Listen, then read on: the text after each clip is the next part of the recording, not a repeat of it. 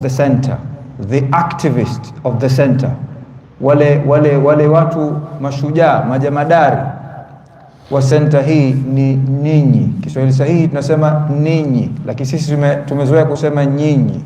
Kiswahili sanifu ni ninyi, sawa eh? Kwa hivyo nitatumia Kiswahili hicho kidogo. Ninyi ndiyo majamadari wa msikiti huu, kwa sababu nyinyi ndio mnauimarisha huu msikiti. Mwenyezi Mungu anasema innama ya'muru masajid Allahi man amana billah. Al-aya inaendelea, wanaoimarisha hasa nyumba za Mwenyezi Mungu ni wale waliomwamini Mwenyezi Mungu kabisa kabisa. Kwa hivyo hizo nyumba za Mwenyezi Mungu zinataka kuimarishwa. Maashara sada, tunafurahika tena na tunafarajika kukutana katika baitu min buyutillah, katika nyumba miongoni mwa nyumba za Allah ambazo kukaa kwake tukafaidika katika kheri ni katika mambo ya msingi kabisa. Mbeleni ama usoni kwetu tunakabiliwa na masiku 10 muhimu sana. Haya yanaitwa al-ashrul awail min Dhul-Hijja. Tunajua katika mwezi tuliokuwa nao Dhul-Qa'da ambao tunakaribia kumaliza, Dhul-Hijja ni miongoni mwa mwezi teule. Mwezi teule vipi? Mwezi teule kwa sababu ni mwezi ambao wanasema wanazuoni, na ndio miongoni mwa mantiki hasa na wisdom ya kwamba hizi siku 10 zikawa bora kuliko siku nyingine. Na kuna ikhtalafa ahlul ilm, hata baadhi ya wanazuoni wanajiuliza, je, hizi siku 10 za mwezi wa Dhul-Hijja kuanzia tarehe mosi mpaka yaumu Arafa mpaka siku ya pili yaumu Nahr, je, hizi ni bora kuliko zile siku 10 za the last 10 days of Ramadan? Kuna jopo la wanazuoni wamepita wakasema yes, hizi zinazokuja katika Dhul-Hijja ni bora kuliko zile the last 10 days of Ramadan. Wapo hapa, lakini wengi wakasema la, the last 10 days of Ramadan ni bora kuliko hizi kwa sababu ndani yake kunapatikana Lailatul Qadr, na Mwenyezi Mungu azungumza Lailatul Qadri khairum min alf shahr. Kwa hivyo tukizungumza bin nusus al-Qur'aniyah, maana tukizungumza kwa Qur'ani, na yani iko moja kwa moja kwamba ndani ya 10 days zile unapatikana usiku ambao ni bora kuliko alf shahr, miezi 1000. Kwa hivyo kutaka kuonesha tu umuhimu wa hizo siku zinazokuja, watu wanajaribu kuzifananisha na hizo last 10 days of Ramadan, siku 10 za mwisho wa mwezi wa Ramadhan. Lakini kuna mantiki gani hasa ya sisi Waislamu kila baadhi ya wakati tunakuwa tuna msimu fulani bora kuliko msimu mwingine, msimu fulani saa fulani bora kuliko saa nyingine, au sehemu fulani bora kuliko sehemu nyingine? Kwani Maka utukufu wake ni sawa sawa na kwetu hapa Kinondoni? Usiku kabla sala alfajiri, ule kabla sala alfajiri watu wanaposiamu qiyamul layl, ule wakati ule ni bora au ni sawa na wakati wa sasa hivi salatul maghrib? Tunaulizana, sio bora wala sio sawa. Mwenyezi Mungu anazisifu hizi nyakati na hizi sehemu na baadhi ya vitu kwa kuonyesha ubora wake, ili sisi tujitahidi. Inapokuja watu wa kuamka usiku kaika upekee, the peculiar reality, manake the specification of it. Mwenyezi Mungu anasema tatajafa junubuhum 'anil madaji' yad'una rabbahum khawfan wa tamaa. Watu wema ukitaka kuwajua, ikifika usiku katika wakati huu ambao wakiomba tu dua zao, basi dua zao hazipiti, zinakubaliwa. Tatajafa junubuhum 'anil madaji', tabia moja utaona wana miili yao inatengana na vitanda vyao. Yad'una rabbahum, wa muomba mola wao, khawfan wa tamaa, wa kumhofu na kuweka matumaini kwamba tunachokuomba ya Allah utakiridhia na kukubali. Kwa hivyo wakati ule ni tofauti na wakati wa kawaida. Mwenyezi Mungu mwenyewe anasema inna iddatash shuhuri 'inda Allahi 12 shahran fi kitabillah yawma khalaqas samawati wal ardh. Miezi haya aliyoumba Mwenyezi Mungu ni haya 12, 12 shahran. Baada ya kuitaja hiyo mwisho akasema minha 4 hurum. Tazama, Mwenyezi Mungu anaumba vitu vingi alafu anaweka specification, upekee. Katika 12 kuna 4 mitakatifu, ndio maana 4 hurum. Mwisho aya kule akiendelea akasema fala tadhlimu fihinna anfusakum, msije mkazidhulumu nafsi zenu katika hii miezi minne, kwa maana mjitahidi sana. Kwa nini? Falsafa yake na mantiki yake ni kwa Mwenyezi Mungu anatupa opportunities and opportunities and opportunities again and again and again, kwamba pasije kuwa tena na mja akaja akasema labda yeye ilifika mahala kwamba ikawa dhambi zake zikawa nyingi mpaka akakata tamaa, ubaya wake ukawa mwingi mpaka akakata tamaa, udhaifu wake ukawa mkubwa mpaka akakata tamaa. La, mawasim hizi seasons, season ya Ramadhan, season ya Arafa, season ya hiya 10 days of Dhul-Hijjah, season ya Rajab, yani hizi seasons zinakuja mara kwa mara, na ndio maana masheikh zetu na maulama zetu wanazizungumzia ili kutukumbusha kwamba sisi we still have another chance to go back to Allah. That is the wisdom behind. Hiyo ndio falsafa yake. Falsafa yake si kuleta lecture kubwa hapa tukawakazeru sisi kusema na kusema, kwa sababu sisi dini yetu si dini ya maneno. Dini yetu ni dini ya is the religion of action. The religion of action. Hii ni dini ya vitendo bwana, sio dini ya hadithi za pauko pakawa. Hapo zamani za kale alikuwa shekhe fulani halafu akawa anaruka sio wake akilala, usituletee ngonjera hizo bwana, hatutaki sisi. Katika dini yetu hakuna hadithi za pauko pakawa. It is the religion of action. Kwa hivyo Mwenyezi Mungu anasema wa rabbuka yakhluqu ma yasha'u wa yakhtar ma kana lahumul khiyara subhanallahi wa ta'ala amma yushrikun. Suratul Qasas. Mwenyezi Mungu aumba atakavyo na achagua, ateua atakavyo. Hata mitume ya Mungu katika hao 25 kuna wengine nani? Ulul azmi. Haya, tuseme Mungu anapendelea ulul azmi, Mwenyezi Mungu awateua yeye mwenyewe kuwaboresha.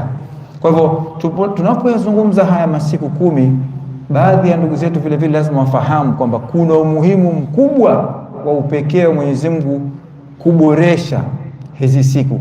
Kwa niaba gani? Kwa mantiki gani? Tufanye nini? Tuhimizane katika kufanya nini? Katika kufanya mema, kwa sababu sisi binadamu summiya al-insanu insanan li'annahu yansa. Mwanadamu kaitwa mwanadamu kwa sababu ni msahaulifu sana. Mimi nahitaji kukumbushwa, nyinyi ndugu zangu mnahitaji kukumbushwa. Kwa hivyo tunahitaji kukumbushana. Kuna upekee gani wa hizi siku 10 ambazo zinakuja, siku 10 za al-ashr al-awakhir min Dhul-Hijjah? Kwanza tukichunguza Qur'ani, sote tunajua suratul Fajr, alhamdulillah wengi wamehifadhi. Mwenyezi Mungu Subhanahu wa Ta'ala anasema wal fajri wa layalin 'ashr wash-shaf'i wal watr. Na Mwenyezi Mungu anapokia pia kitu, si kwa maana Mwenyezi Mungu anakihitaji sana. Wal fajr, Mwenyezi Mungu anasema anaapa kwa time ya asubuhi ya alfajiri. Wa layalin 'ashrin, halafu Mwenyezi Mungu anaapa kwa masiku 10. Masiku 10 gani hayo? Kama nilivyozungumza, kuna wale wasema qala adadun min ahli al-ilm innaha 'asharun Dhul-Hijjah. Jopo kubwa la ahli al-ilm wamesema hizi ni siku 10 za mwezi huu wa Dhul-Hijjah. Kuna wale wasema kauli nyingine, lakini kauli hiyo sio yenye nguvu. Taban ikhtilaf katika dini yetu, watu wasishangae mbona Sheikh Ustadh unasema mara kuna hivi mara kuna hivi. Na al-ikhtilafu rahma wa ni'ma, ni rehema kubwa hiyo, tena ni uwanja mkubwa sana. Wanazuoni wetu wanatofautiana kwa dalili na kwa hoja. Sisi hatuna haja tena kuanza kulumbana na kugombana, kwa nini wewe unafuata hivi, kwa nini unafuata hivi. La, ni rehma, kwa sababu tumezungumza katika darasa iliyopita kwamba dini hii yetu ya Kiislamu imefika kwetu kwa njia gani? Kwa njia ya maandishi, si ndio? Sisi Mtume sallam kateremshiwa wahi kauzungumza, kwa maana kawafundisha masahaba wamesikiliza Qur'ani, wamehifadhi, halafu ikaenda ikanabishwa ikaandikwa. Haya maandishi haya ndio yalikuja sisi akatufanya tutofautiane katika ufahamu.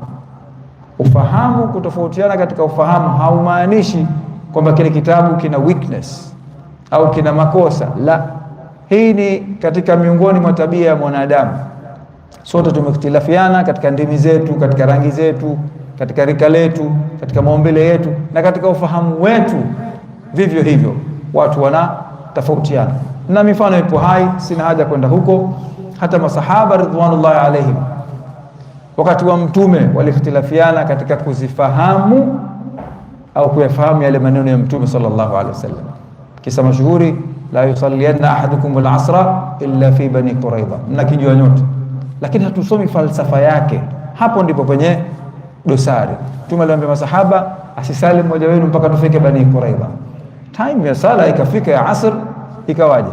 Masahaba wakajigawa. Tazama katika kufahamu, fahmu an-nas au fahmu al-kalam. Unapo kiongozi yuko pale, Mtume sallallahu alayhi anakuambia watu wasisali mpaka wafike bani Quraidha, lakini masahaba wakaona time ishafika ya sala, tufanye nini? Tusisali la asr kwa kuwa Mtume alisema asisali mmoja wenu mpaka tufike bani Quraidha. Kuna wale baadhi yao wakasema time ya sala imefika, tusali, kwa sababu kisheria inna salata kanat ala almu'minina kitaban mawquta. Time ikifika manake mtu unatakiwa usali, usimsubiri mtu.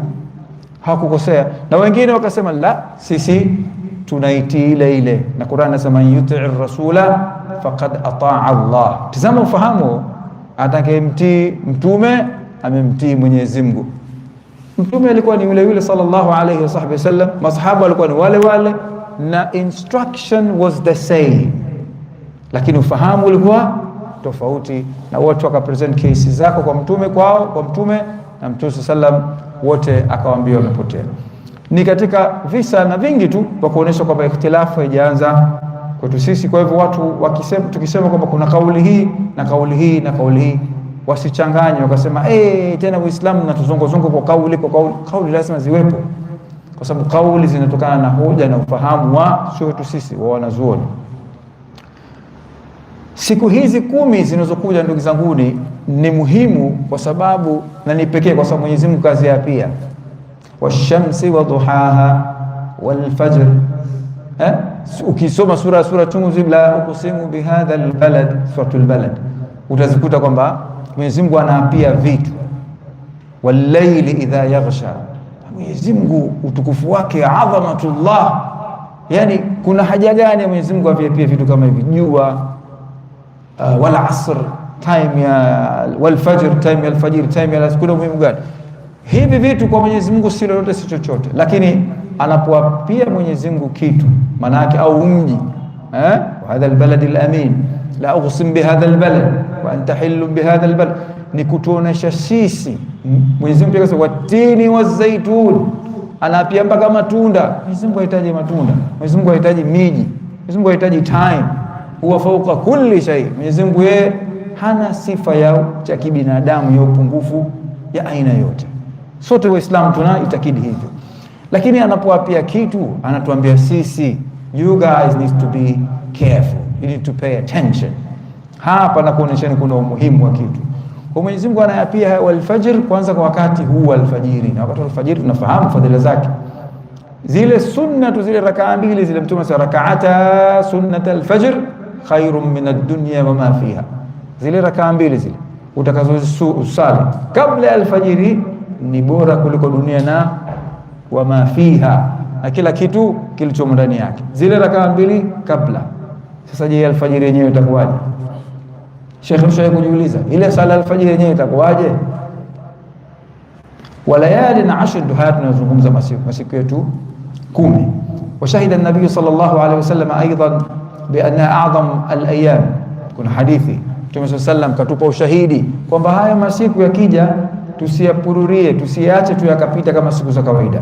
Ma min ayami al-amal as-salih fihinna ahabbu ila Allah min hadhihi al-ayam al-ashr.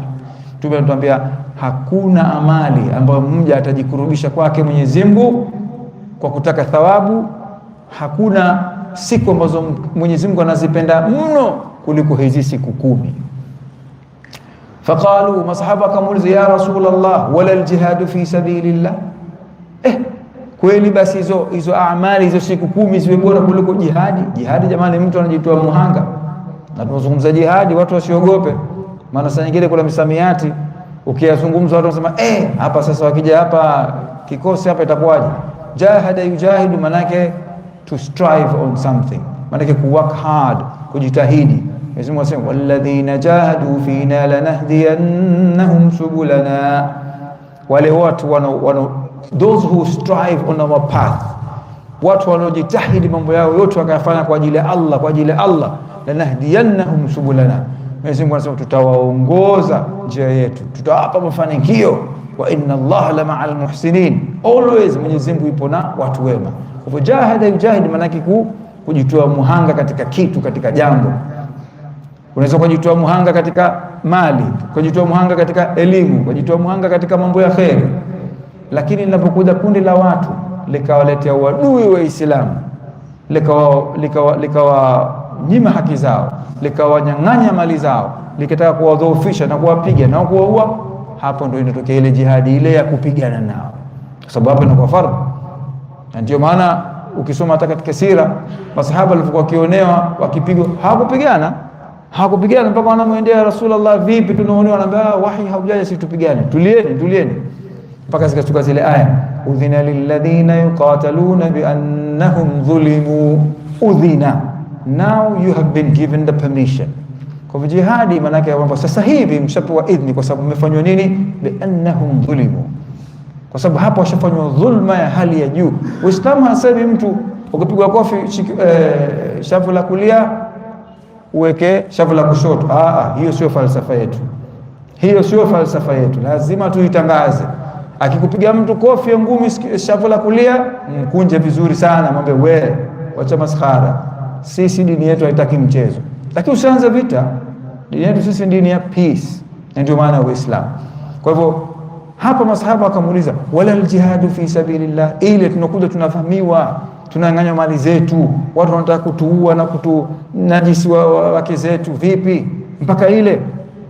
Qala Mtume sallallahu akamwambia, wala aljihadu fi sabilillah, hizo siku 10 hizo amali zake mtu akijitahidi hizo bora kuliko mtu anafanya hiyo jihadi anakwenda fi sabilillah, illa isipokuwa rajulun kharaja bi nafsihi wa malihi falam yarji' min dhalika bi shay, isipokuwa mujahid wa aina hii, mtu ambaye amejitolea muhanga yeye na nafsi yake na mali yake yote, halafu hajarudi na chochote, kwa maana mali yake ikapotea na nafsi yake ikapotea kule, kwa maana akafa kule vitani, huyu atakuwa yeye better, atakuwa bora kuliko watu watakaofanya mambo mema katika hizi siku 10. Tazameni hapo, yani mtu atoe mali yake yote na nafsi yake yote, kwa maana afike mahala kwamba mali imekwenda na nafsi yake hakurudi, basi huyo atakuwa bora kuliko. Lakini jamani, hizi ni siku, maana yake Mtume anatuonyesha ni kubwa sana na zina umuhimu mkubwa sana. Kwa hivyo tunapozungumza hizo siku, jamani, tena tukae tuambie our neighbors, majirani zetu, ukimwona mwenzako katika hizo siku 10 zinakuja, kama sala zenyewe haziungiungi au kidogo mzito katika mambo ya kheri, kazi yake kusengenya watu tu, au mwambie my friend, you have an opportunity now. Ukijinoa kidogo ukajiweka sawa katika siku 10 hizi ndio siku 10 ambazo Mwenyezi Mungu anazipenda mno, ahabbu ila Allah.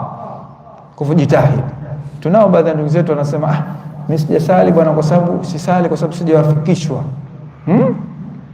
Anakwambia mimi sisali kwa sababu sijawafikishwa. Yaani Mungu hajaniwafikisha nisali. Mungu hajaniwafikisha mimi nifunge. Wapo Waislamu wanasema hivyo. Mungu hajaniwafikisha mimi kutoa sadaka. Really? Lakini Mungu huyo akakupa pumzi, akakupa energy, unakwenda mpira, unacheza mpira, unapiga watu vikumbo, unapiga watu mitama. A very good boxer, you're a very good fighter. Lakini Mungu hajakufikisha kuingia msikitini tu. Sasa lazima tufike mahali jamani, tukumbushane. Kwa hivyo rahul Imamu At-Tirmidhi. Kwa hivyo tunasema upekee wa siku 10 hizi, kwa sababu kwanza Mwenyezi Mungu kazi ya pia, halafu Mtume kazizungumza katika hadithi yake kwamba hizi ndizo siku ambazo Mwenyezi Mungu anazipenda mno. Wa hadithi Ibn Umar katika nyingine, ma min ayamin a'zam 'inda Allah wala ahabbu ilayhi min al-'amal fihinna min hadhihi al-'ashr, hakuna siku ambazo Mungu anazipenda mno isipokuwa hizi 10. Fa akthiru fihinna min at-tahlili wat-takbiri wat-tahmid, Mtume anasema basi kithirisheni kumsabihi Mwenyezi Mungu na kumhimidi Mwenyezi Mungu na kumtukuza Allah. Allahu akbar, Allahu akbar, la ilaha illa Allah, wallahu akbar, Allahu akbar walillahi alhamd, wa alhamdulillah, alhamdu. Hizi inaitwa at-tahlil wa takbir wa tahmid, hizi siku 10 hizo zinazokuja. Lakini upekee mwingine vile vile tunaziadhimisha hizi siku 10 zinazokuja, kwamba tunakumbushana watu wajikite katika ibada hapa katika nchi yetu na nchi zote duniani. Zinapotokea zile siku maalumu, siku ya ukombozi, kuna siku ya uhuru hapa. Siku ya uhuru watu wanaacha inapita hivi hivi. Kule kwetu Zanzibar kuna siku ikifika tarehe 12 Januari nchi nzima na inataharuka. Tunaambiwa ndio siku ilitokea mapinduzi ya Zanzibar. Hapo wewe hata kama uko kichochoroni uko shamba utajua leo ndio siku ilikuwa kama ile ya mapinduzi. Kwa sababu naambiwa lazima utaharuka siku kama leo kulitokea tukio kama hilo. Na viongozi wanatajwa. Tunafahamiana? Hiyo kuonesha umuhimu wa ile siku. Na sisi lazima kama Waislamu siku zetu watu wazijue. Sisi wenyewe kwanza tuanze kuziadhimisha na tuzitangaze na tuambie watu the coming 10 days, the first 10 days of Dhul Hijjah, they are unique days. Hizi ni siku pekee. Hatutaki kumwona Muislamu anaanza kufanya mambo ambayo hayafai, anavuta sigareti, anakula miraa. Mara kuna mengine haya masala ambayo yana ikhtilafu, nasema makruh, haram, makruh tahrimi, makruh tanzihi. Tumkuta mtu shekha anakula miraa, anakuambia si haram bwana. Wewe kama wewe ushakuwa tena unaitwa ustadhi unakula miraa, sasa shekhe hao wanaokufuata tena watakula nini wao?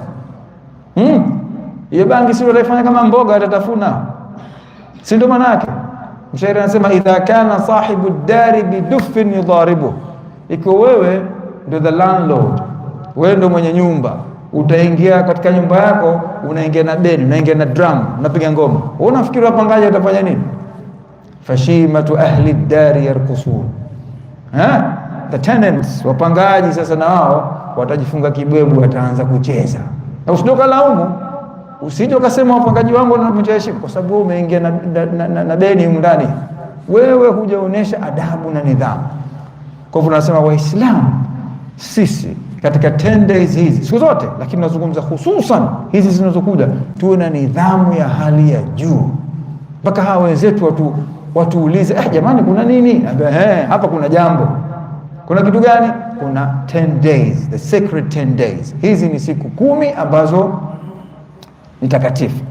Katika hizo siku 10 sote tunajua wa fiha yawm Arafa alladhi qala fihi ar-rasul sallallahu alayhi wasallam. Kuna siku ya Arafa hiyo bwana, na hiyo ni siku tukufu zaidi, kama jaa fi hadith, katika hadithi ma min yawmin akthara min an ya'tiqa Allah fihi 'abdan min an-nari min yawm Arafa.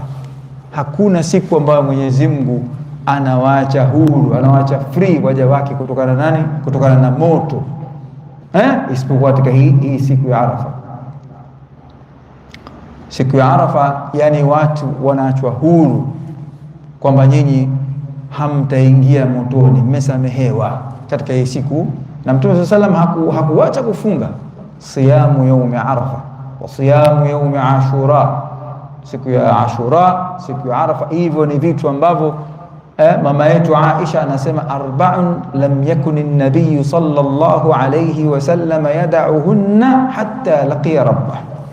Mambo manne hayo Mtume sallam hajawacha mpaka laqiya rabbah, kama ingia kaburini.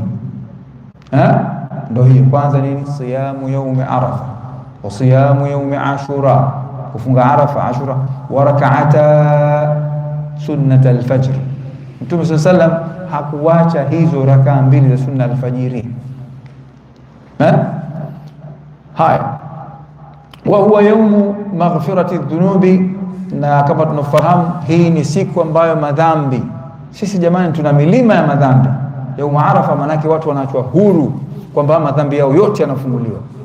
Wa siyamu yukaffiru sanataini, ile kufunga ile siku ya Arafa ile manake wewe Mwenyezi Mungu anapiga msasa, anasafisha madhambi ya miaka 2, mwaka uliopita na mwaka ujao. Lakini kwa mantiki gani?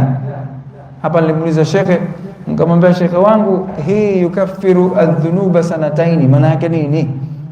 Kwa sababu na Waislamu wanao taratibu wa kufunga Arafa, kwenda haji sana kila mwaka. Kuna watu wanakwenda wanarudi kama picnic wanafanya. Hii vipi shekhe? Akasema inakusudiwa hapa ni wale watu ambao watarudi kwa Mwenyezi Mungu kisawasawa.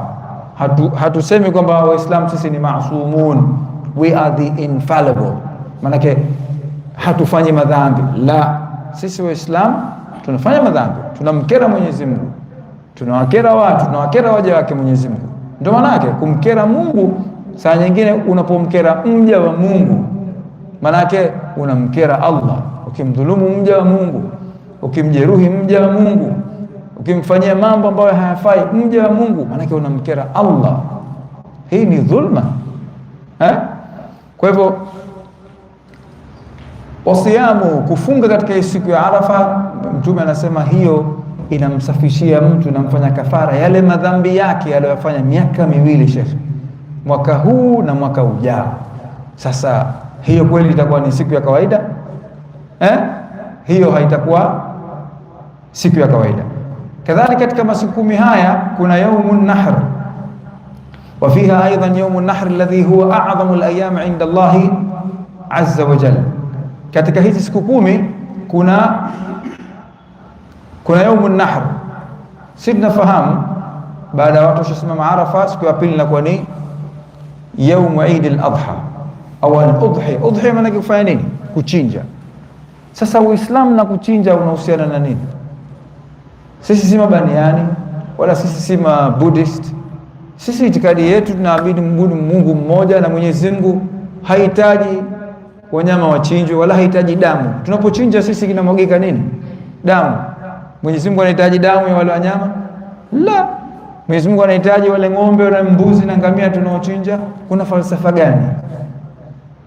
Kuna mantiki kubwa katika Eidul Adha inayokuja al-Udhiya, hiyo kwamba sisi kwanza tunaweka yakini, tunaweka nadhiri kwa Allah kwamba sisi tuko tayari kwa lolote kama alivyokuwa tayari baba yetu Abuna Ibrahim alayhi salam.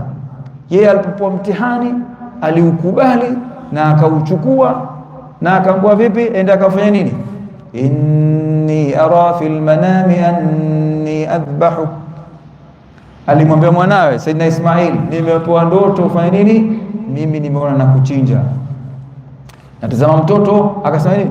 Qala ya abati fa'al ma tu'mar satajiduni insha Allah minas sabirin. Kamba baba, usiwe na huzuni.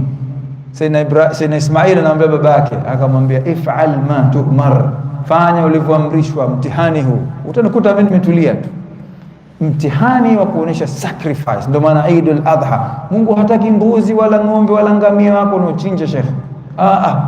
Tunapofanya ibada ile, manake unaweka yakini kwamba when it comes to Islam, when it comes to protecting my religion, I am more than willing to do anything. Niko tayari kusacrifice chochote.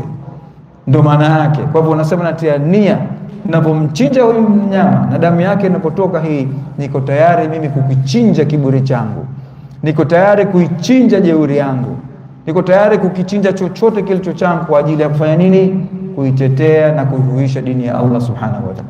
This is the philosophy of slaughtering the animals. Watu wengi wanaona yaumul udhiya maana tunashindana, Sheikh umechinja nini? Jogoo au mbuzi au ng'ombe? There is no competition here. Hii ni siku muhimu sana na inapatikana katika haya masiku 10. Kwamba Mwenyezi Mungu atuambia sisi tuchinje, kwa maana kwamba tunakumbuka ile sacrifice aloifanya baba yetu Ibrahim alayhi salam, na aloifanya vile vile mtume wetu Saidina Ismail alayhi salam. Kwa hivyo sisi tunapofanya vile tunaiadhimisha ile siku, na ndio maana kwetu sisi na kwa siku ile ni siku ya ayamu aklin wa shurbin, siku ya kula na kunywa na kuamiliana na ndugu na jamaa, sio siku ya maasi kama tunavyoigeuza baadhi yetu. Eid hiyo tena imekuwa mtihani. Mshairi anasema laisa al-eidu liman labisa al-jadidu lakinna al-eida liman khafa yawm al-wa'id. Eid, ukija kusikia Eid al-Adha inakuja hiyo, maana yake si siku hiyo tena ya kutafuta nguo tu mpya. Sawa, yusan kwamba imesuniwa mtu avae nguo mpya, ajitie perfume au lakini ile Eid yenyewe sio kwamba ukanunua nguo mpya tu, lakini al-eida liman khafa yawm al-wa'id. Eid maana yake mtu akumbuke kwamba kuna siku yaumul wa'id, kuna siku tutakusanywa sote, itakuwa kuna miadi, tutaulizwa juu ya kila kitu tulichokifanya. Hiyo ndio maana ya Eid. Kwa hivyo tunamuogopa Allah subhanahu wa ta'ala katika Eid hiyo. Tena tukumbushane, Eid inakuja jamani, sio Eid ya disco wala si Eid ya kufanya uzinzi sio idi ya kunywa, la, idi ya kumsabih Mwenyezi Mungu na kukumbuka the biggest sacrifice, muhanga mkubwa aliofanya baba yetu Sayyidina Ibrahim alayhi assalam. Masiku 10 haya ndugu zanguni, tufanye nini cha msingi? Kuna mengi ya kufanya, kuna mingi sana ya kufanya. Kwa hivyo tumeonyesha kwanza upekee na umuhimu wa hizi 10 days. Tuje katika matendo sasa ya msingi ya kufanya. Sote tunafahamu first and foremost, la msingi kwanza kabla siku 10 hizi hazijaja, at-taubatu an-nasuhu war-rujuu ila Allah. Yani kila mtu akae, mimi kama mimi natakuwa nikae chemba pembeni kule, nikae nijiulize nafsi yangu, balil insanu ala nafsihi basira. Mungu anasema mwanadamu aijua nafsi yake yeye mwenyewe. Usiportray huku outside ukajifanya shekhe mkubwa, ukajifanya wewe kwenye charity kubwa, wewe upo upigwe picha pale, kila jambo leo ushafanya suti yako mbele. Wewe unajijua nafsi yako bwana. Mimi najijua nafsi yangu bwana. Nafanya vile kwa kutaka pesa, kwa kutaka sifa, kwa kutaka kujionyesha, kwa kutaka umaarufu, au nafanya vile talaban limardati Llahi azza wa jalla? Au napiga picha ile lengo si kujionyesha, ni kuwahamasisha wengine tu kwamba guys, you come and do things like this, join na nyie, lakini lengo hasa ni kumridhisha Allah subhanahu wa ta'ala. Hiyo inakubalika, haina shida. Lakini si kwamba wewe kila msaada shekhe, wewe utakapigwa picha utume Facebook alafu utume Instagram. What is your intention? Nia yako ni ipi? Mungu halipi matendo, Mungu alipa nia. Innamal a'malu binniyat, si ndio kwenye hadithi Mtume anasema matendo yalipo kwa nia, wa innama likulli imri'in ma nawa. Mwanadamu atalipo kwa kile alichokinuia. Shekhe, unaweza wewe ukatumia 10 million, kama nia yako mbaya upate kitu, upate kitu. Unaweza ukaja ukasali kama nia yako mbaya upate kitu. Kwa hivyo kwanza ni toba, tena ya mwisho, yani mtu anatakiwa ajisafishe. Waltizamu ta'atihi walbu'du an kulli ma yukhalifu amrihi wa nahyi bi shuruti at-taubati al-ma'rufa 'inda ahli al-ilm. Kwa hivyo hapa tunatakiwa tuchunge zile sharti za toba. Unaweza kusema mtu 10 days zinakuja hizo, inshallah naazimia kutubu, lakini hujaweka ile nia sa ya kweli kweli. Lazima tuweke intention, ile nia kweli kweli, al-azima. Useme sana kuja hizo 10 days, naomba Mwenyezi Mungu nijalie, nipe uwezo, nipe nguvu, nisimame kisawa sawa, nisirudie tena kuzini, niache kuzini, niache kusema uongo, niache haya mambo ya drugs, haya mambo ya madawa ya kulevya. Na siku hizi tunazungumza drugs, hatuzungumzi bangi na unga. Kuna aina nyingi intoxicant materials, watu wamezivumbua, sio wengine sio shisha, wengine sio zina flavor nzuri nzuri, zote hizo zinalewesha tushehe, hazifai. Ma askara kathirun fa khaliluhu haram. Mtume anasema kile kinacholewesha kingi basi hata kidogo pia ni haram. Hata ukisema kwamba hichi hakileweshi, lakini kinafanya nini? Kinakupa health problems, matatizo ya kiafya. Kama Muislam, stay away from it, kaa mbali nacho kabisa kabisa. Zina sasa hivi imekuwa very cheap, na Waislamu bwana ndio sisi mstari wa mbele katika haya masuala. Lazima tuyasemea, tuyakemee haya madhambi. Zina kwenye phone, sasa hivi unakutana na watu hapa online, unawaona nao, mambo yamekuwa very cheap. Sisi tunatakiwa mstari wa mbele, tuwahamasishe watu kuoa kwa sana tu. Tena hii topic hii muhimu sana, watu wahamasishwe waoe sana. Ndugu zetu wa kike wanaziniwa sana huko nje, ndugu zangu, lazima mfahamu. Na wanawazini ni Waislamu na wasio Waislamu. Je, kuna uhaba wa wanaume? Sijui, lakini idadi inaonyesha ni kwamba wanaume sisi ni kidogo kuliko wao. Kwa sababu gani? Tumeiacha hii sunna ya kuoa mke zaidi ya mmoja. Lazima tuyazungumze haya, na ukiyazungumza saa nyingine ukienda nyumbani utaambiwa, wewe leo ulizungumza nini wewe? Hakuna kuogopa hayo mambo bana. Hii ni dawa Mwenyezi Mungu ameiweka, na Mwenyezi Mungu ametuumba sisi na amejua. Wewe una ucha Mungu kuliko Mtume sallallahu alaihi wasallam? Huna. Mtume leo wake wangapi? Na Mtume katika hadithi yake anasema, laiti ningalipewa umri, ingalipewa maisha baada ya kufa kwangu, nkarejeshwa tena, la tazawwajtu khawfan min alfitna, basi ningelioa tena kwa kuhofia fitna. Wewe una ucha Mungu kuliko mtume. Kwa hivyo tusikubali masuala, Muislamu asiwe na sababu ya kufanya zina hapa.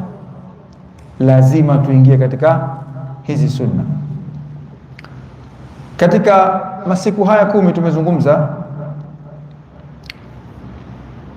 miongoni mwa mambo ya msingi, wa min a'dhami ma yataqarrabu bihi ila Allah azza wa jalla fi hadhihi al-ayyam al-'ashr al-muhafadhatu 'ala al-wajibat wa adaiha 'ala al-wajh al-matlub shar'an. Yani mtu ajikite, ajitahidi katika al-wajibat, tukianza na hizi sala 5, na mtu at least sala 5 hizi azisali 'ala al-wajh al-matlub shar'an, katika uslubi ambao unaofaa kisheria. Jamani, tuna watu hata hizi nguzo 5 jamani, hizi sala tu al-faraid al-khamsa, still mtu anasali anavyojua yeye, kwa sababu ndio Uislamu wa kurithi huo. Uislamu wa kurithi siku zote mimi naupiga vita, una mashaka yake jamani. Uislamu wa kurithi na kwa wewe ndo mimi nimezaliwa Muislamu, baba yangu Muislamu, babu yangu alikuwa Muislamu, utanieleza nini? Sisi tulipokuwa kule kipindi kile uhaibuni, tuko UK, wanakuja wanatupiga dawa Wahindi wa Pakistan, ndugu zetu. Basi ndugu zetu wengine ambao ndio jamii ya Kiislamu, Waswahili, Waarabu, wengine wa Somali, wanasema hawa Wahindi wanatueleza nini, hawa Muslimu juzi. Nikamwambia usiache kiburi chako hicho, acha kiburi hicho. Huyu Muhindi unamdharau, yeye sala 5 kwa jamaa, tena anaanza na sunna kablia, baadia na kila kitu. Anakuja kukuhimiza wewe, wacha kukaa hapa ukafuta shisha. Huu wakati wa sala ukakae pale ukasome sunna, ukasome Qur'ani. Unaanza kubeza watu na kudharau watu. Unasema Uislamu umeingia India na Pakistan, baada ya Uislamu ulikuwa shafika kwetu East Africa. Mmoja alikuwa na kiburi hicho. Anasema Uislamu baada ya Makkah umeenda wapi? Habasha, Ethiopia masahaba walikaa pale wakaishi pale. Ukafika kwetu huko Mombasa, huko kwetu Zanzibar, huko coast kuliko hata kwao huko. Kambashaka kiburi hicho kiwache. Wacha kiburi cha ujinga. Hata kama ulifika kwetu mwanzo, je, are we practical Muslims? Je, tunauishi Uislamu kivitendo? Ndugu yako akija akikukumbusha, wacha kiburi cha kusema wewe, hakuna mambo hayo. Kwa hivyo kwanza hizi sala 5 jamani, kuna watu katika sala wanatamka mambo ambayo sio. Ndugu zanguni, sasa kuchukua muda wenu mkubwa, lakini suratul Fatiha ambayo ni ya lazima, na sura nyingine, yani Qur'ani jamani, hata ile sala ile uwe nayo tena iwe kisawa sawa, kwa sababu lugha ya Kiarabu nayo kuja kutamka sivyo inaleta maana nyingine. Khalaqa manake ameumba, halaka manake ameangamia, halaka manake amenyoa kipara. Sasa umeona pale ka ha kha pale tu ha, ukisema kha ukisema ha, ushasema huyu Mungu kanyoa kipara, astaghfirullah. Ushasema Mungu kaangamia, wewe huja kusudia, lakini ndio unaharibu. Kwa hivyo tufanye nini? At least tuanze na hizi al-faraid, tena ala al-wajh al-matlub shar'an, katika ile njia ambayo mtu hasisali kwa kudonoa. Anasali mtu kudonoa hivi quickly na kwenda zake, la. Wadhālika biihsaniha wa itqaniha wa itmamiha, kuzisali hizi manake kwa itqan. Inna Allah yuhibbu idha amila ahadukum amalan an yutqinah. Mtume anasema Mwenyezi Mungu anapenda mmoja kati yenu anapofanya kitendo akifanye efficiently. Waingereza wanasema efficiency. Efficiency maana ukifanya kitu kwa uweledi wa hali ya juu, ndio maana yake. Kama wewe unaturekodi, maana tunataka uturekodi vizuri sana. Kama unatutengezea taa hizi, ututengezee taa ambazo hazitotuharibu macho yetu. Ndio maana yake. Hatutaki utuletee mambo, tufanye mambo alafu tutadhoofika afya zetu. Ukisema unatujengea barabara, utujengee barabara bil itqan, with efficiency. Ndio Mwenyezi Mungu anakubali na anapenda. Inna Allah yuhibbu, Mwenyezi Mungu apenda idha amila ahadukum amalan, tena kitendo chochote, si lazima ibada tu, kila kitu ni ibada. Ukipewa jukumu wewe la kuunga umeme, usifanye dodgy deals. Ukipewa jukumu za kuwa accountant, no dodgy deals. Do your job with efficiency. Huo ndo Uislamu, ndugu zangu. wa muraati sunaniha wa adabiha, na katika hizo sala zenyewe watu wachunge nini? Sunna zake na adabu zake na kila kitu. Kuna vitu katika sala vinakuwa ni faraidh, alwudu kabla ya sala, kuna vitu ni faraidh. Yaani mtu anaweza kati ya udhu akaja akasahau kuosha uso labda, au akaacha au kupangusha uso kichwa, akaona labda saa no, sala haiwezi kukubalika. Sala haiwezi kukubalika kwa sababu fardhi ile katika nguzo ya udhu imeshakosekana. Kwa hivyo lazima tuwe makini katika haya ni katika mambo ambayo ya msingi ambayo tunataka tuyafanye katika mwezi huu au hizo siku 10. Ukiachia hayo, turudi tena kidogo nyuma.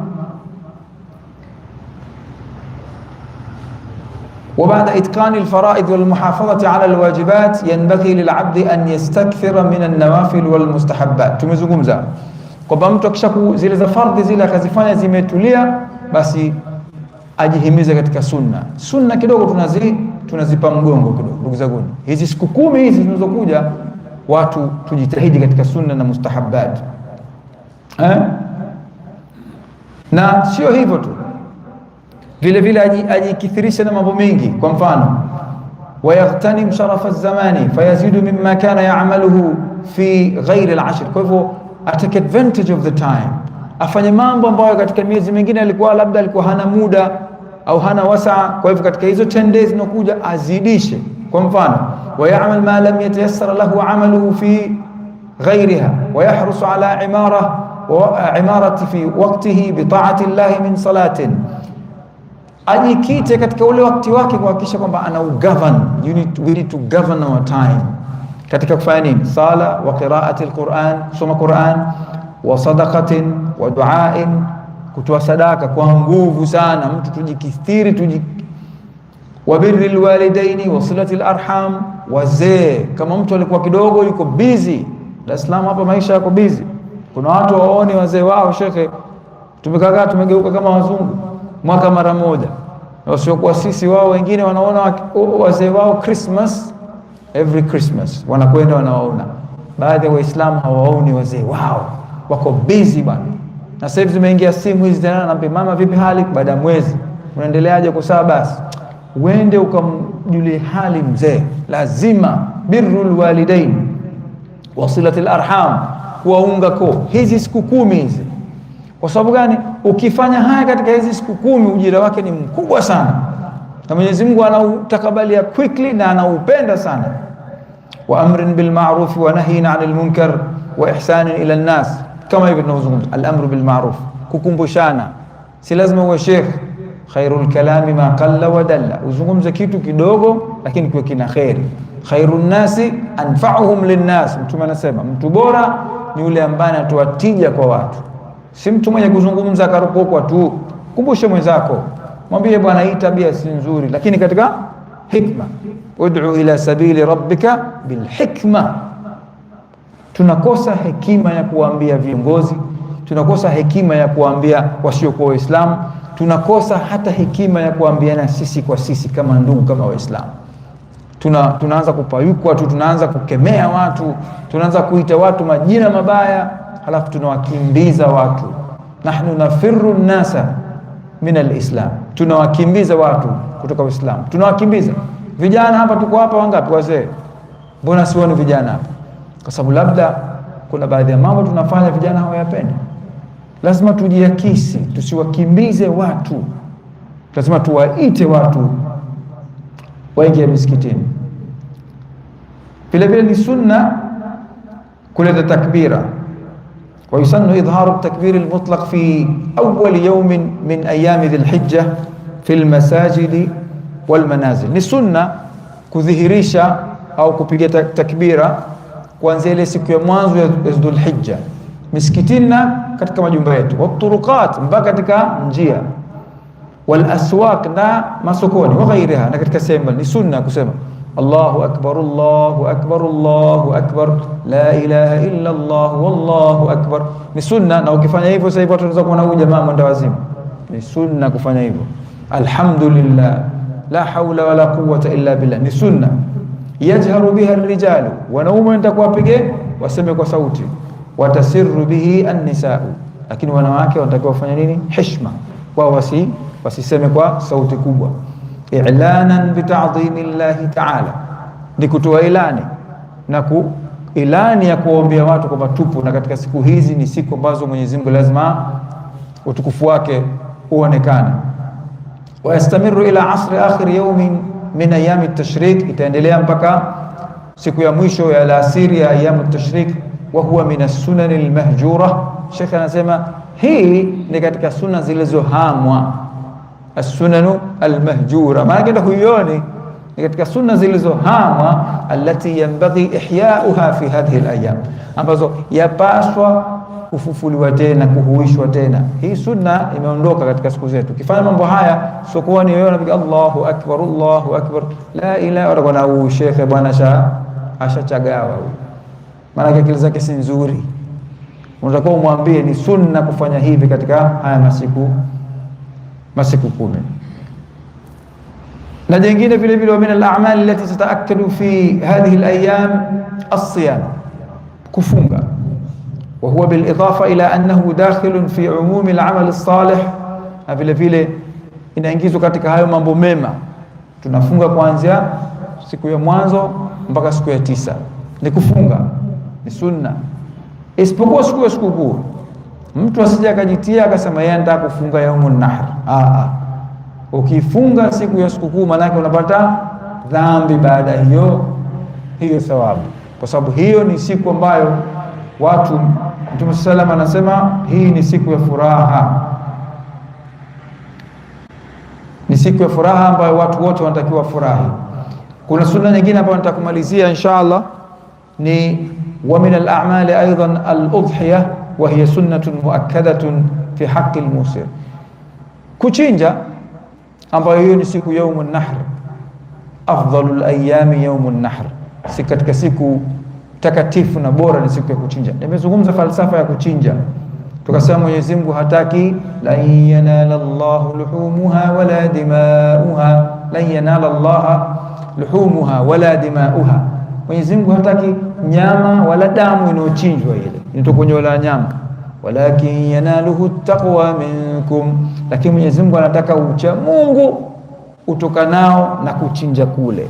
Kwa hiyo unapochinja kuna ucha Mungu pale. Ucha Mungu gani? Unatia nia kwamba Mwenyezi Mungu nijalie kama ninavyomchinja mnyama huyu na damu ikamwagika, basi na kichinja au kichinje kiburi changu, zichinje zile amali zangu chafu. Kwa hivyo niko tayari mimi kuzichinja zile amali zangu chafu na kujitoa muhanga kama ninavyomtoa muhanga huyu, sacrifice huyu mnyama. Ndio maana yake, yani unataka wewe ujisemeze. Tusifanye mambo ya kuchinja kama ni ada, lakini vile vile kwa kutaraji thawabu kwamba nafanya hii ni sunna, kwa kuadhimisha sacrifice, muhanga aliofanya baba yetu na mtume wetu Sayyidina Ibrahim alayhi assalam.